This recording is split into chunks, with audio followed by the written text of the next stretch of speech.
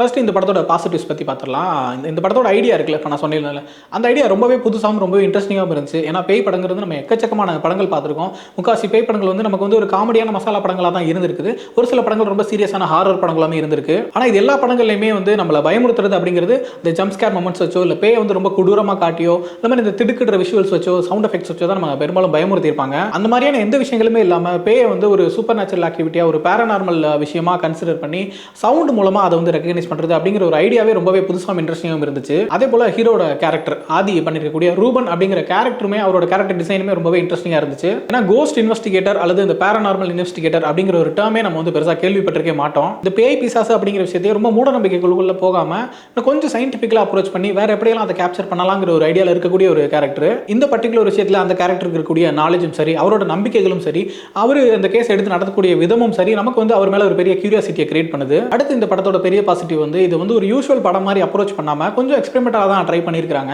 உதாரணத்துக்கு இப்போ ஆதி வந்து ஒரு புது கேரக்டர் தான். இந்த மாதிரி கேரக்டர் நம்ம பார்த்ததே இல்லை, கோஸ்ட் இன்வெஸ்டிகேட்டர் அப்படின்னு சொல்லிட்டு.